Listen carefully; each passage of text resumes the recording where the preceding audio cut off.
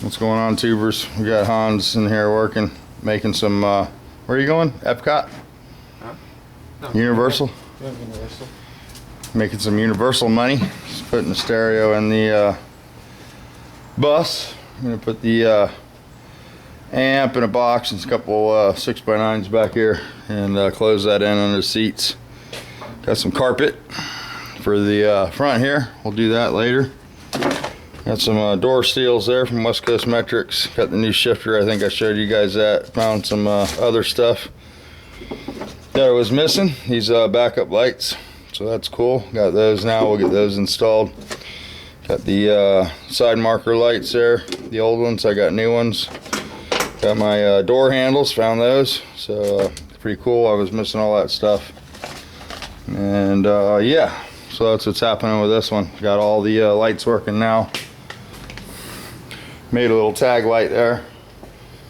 Rigged something up, made a plate and screwed a bulb on there just so I'd have it. Got the new rubbers for the reverse lights and stuff. I got the seat covers for the seats and I went and got some foam this morning. So we'll put some new seat covers on the front seats. The back one's not that bad, that'll clean up. And I'll probably leave that in for now because the kids will want to ride in it, but eventually I want to get one of those Z-bed seats if I can find one, so I can fold out and make a little bed and sleep in it or whatever. If I don't sell it, you know, use it to camp in it. Yeah, so that's what's going on. Still haven't fastened this trim in because I'm waiting for some inner scrapers here and the vent rubbers. I had to order those from West Coast Metrics. Or yeah, Whispered West, that's right. And I got this stuff, some brake rotors, some seals there, and got the new calipers and some pads for the Nova. So we'll get this thing rolling, and that'll be cool. Had to dig it out of the boxes here and start getting on this thing. So I'm gonna have to decide what to do with the interior. I don't think I can afford to go original, but we'll put some carpet in here and bed line it, whatever we got to do to preserve it a little bit and make it a street strip car, you know, steak and shake ride. Got the mufflers there and some exhaust tubing for it to do the exhaust. It's already got a quarter stick in there. We'll clean that up. It's old school, no cover on it or anything. I have to get a cover, see if I can pick one of those up, and just basically clean this up once it gets out of the triangle back here. So that's where we're at with that. It's all in primer, pretty straight. We put 2 quarters on this, 2 outer wheel houses, and straighten the doors, fix the fenders. Probably have to repaint the firewall and the frame again because it's gotten a lot of overspray and stuff on it, but it's not too bad. And we got a little big block for this, so it should be pretty cool. Little project, I don't know. Trying to talk Hans into drag racing the Bug. He's thinking about it.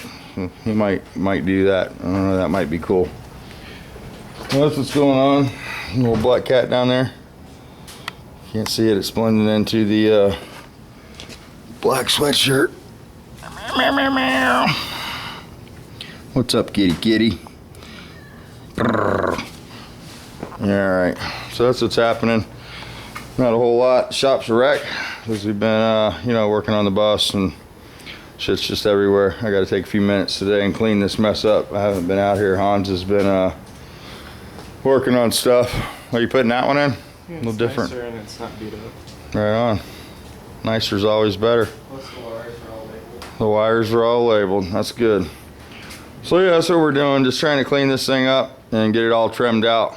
Put on what we have, you know. So oh, one thing I wanted to show you guys. I don't know if anybody be interested in this. I got rebuilt calipers for the Nova because I couldn't get the pistons unstuck.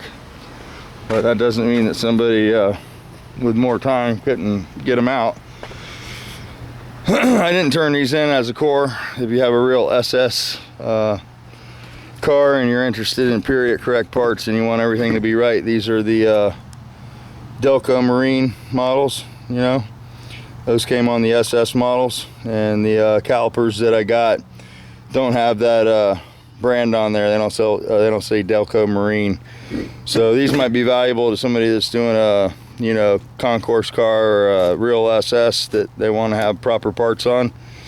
My car's a real SS, but I'm not really concerned with putting the correct parts back on it because it's so far from original now that that's not important to me. But I didn't turn those in. They wanted a $35 core piece for them, and I just paid the core. And I figured somebody might want those for their car to rebuild or whatever. If anybody's interested in anything like that, let me know, and we can work something out. But yeah, so gotta cut the hole. Yeah, you're gonna be able to do it. Make it look clean. You don't have like a Dremel, do you? Yeah. Yeah. Yeah. Little Dremel. Well, I've got a head porting tool that'll work, you know, similar. It's got a sanding drum on it. You know what I mean? Yeah, we could do that. I mean, it just barely doesn't fit. Okay. Here.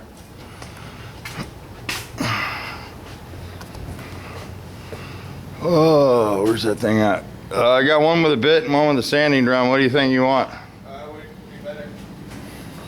Whatever you prefer, I guess. Get a sandy one. There's a sandy one. You'll have to get some bits. Sandy bits are, here's one on here. See if you can do it with this. Yeah, you go crazy. A what? Go crazy like a second minute. Yeah, man, you gotta find all that shit, dude. You're getting paid for this shit, dude. I contracted this job. I'm not gonna hand you tools and get you something to sit on. Jeez. Next, you want me to cut the hole for you? That'd be nice. There's a milk crate somewhere. I don't know where. And I have another tool that's a little more precise than that sanding drum, maybe. But anyway, we got to find a horn for this thing still, and stuff like that. But I got both lenses on. Had to repair the housing over there for that side, and he got everything working. The blinkers work, high beams, low beams. We got to get the horn on there. The wipers work. The rear window defrost works.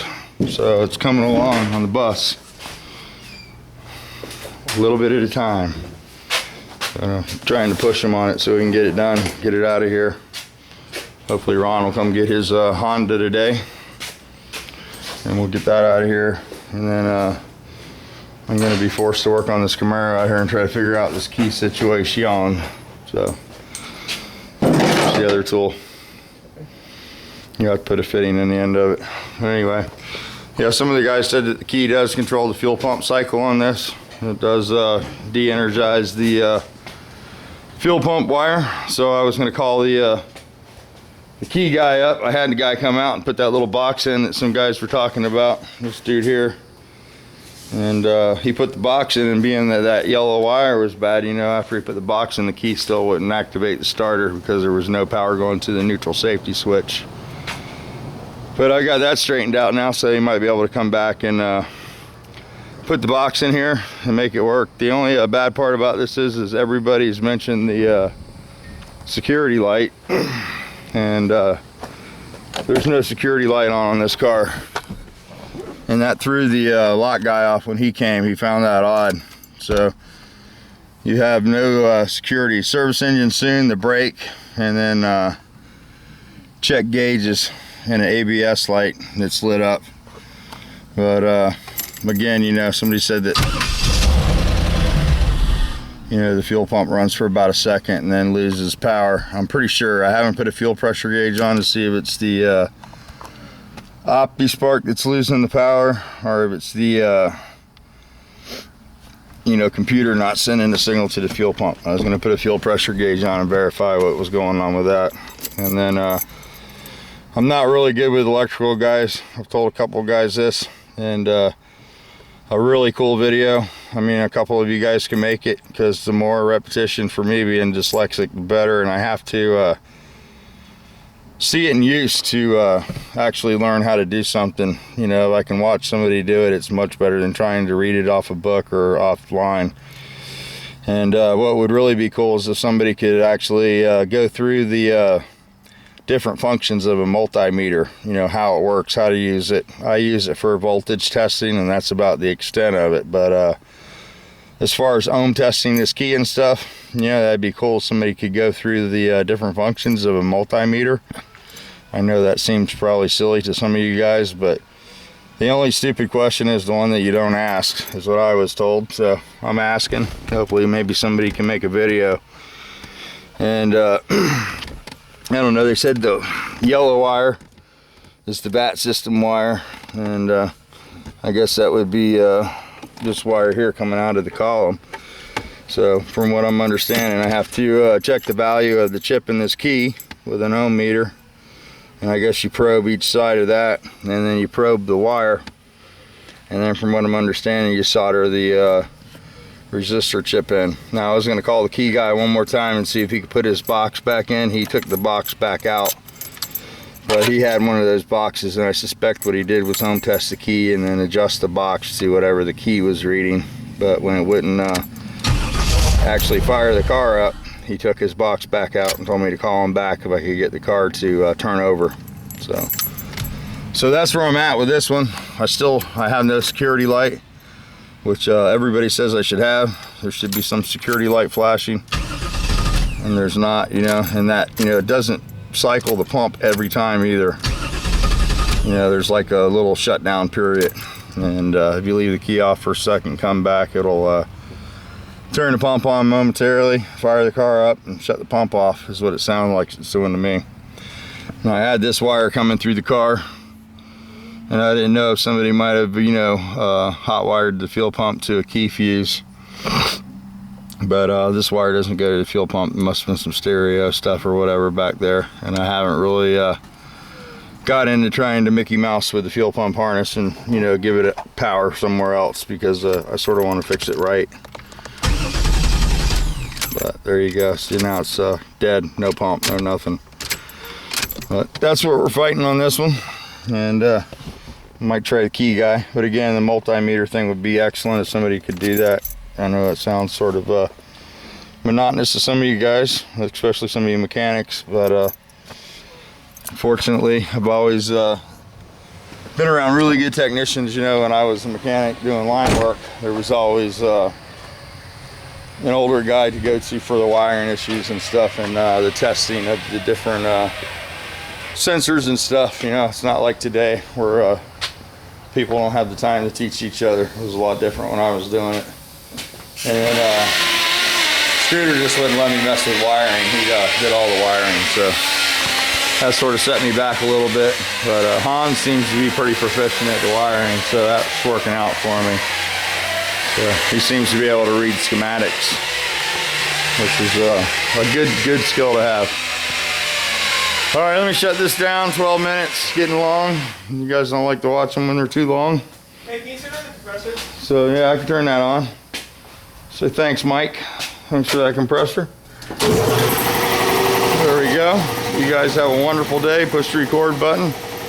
Make some videos. It's a little bit of blue sky there. I watched a couple of videos this morning. I watched Anthony's video last night for Yahooven. I sure would like to get up there and help Yahooven. Sort of an expensive trip up there, so that's sort of messing me up a little bit, but hopefully I'm gonna try to make a few videos for him and see if I can get him some help, you know.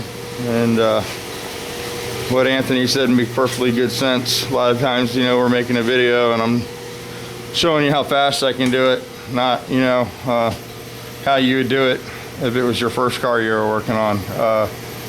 You know, a lot of us forget that there's guys out there that have never done this before, and you guys are trying to pick it up for the first time, and it's just like me not being familiar with the multimeter, you know. It takes time, and we can slow the process down and show a few guys, you know, some stuff. We'll try to do that, and I think Anthony was trying to say that, you know, sometimes you gotta slow down so you can teach people some stuff, and I realize that I try to do it as quick as I can because I don't edit my videos. So we'll try to do some maybe some slow stuff on this, you know, getting this Bondo back in shape and sanding this hood, getting the rust off. These are the Bronco parts. I'm gonna get those shot here in the next week or two, probably in some single stage, and that'd probably be a good choice for Yahooven, some single stage for his car, some single stage white like the Honda.